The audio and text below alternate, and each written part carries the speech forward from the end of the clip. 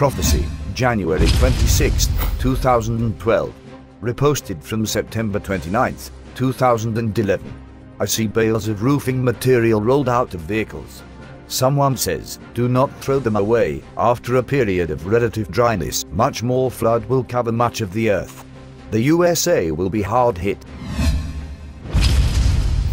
Prophecy, June 2nd, 2012. In a vision, someone shouts mud.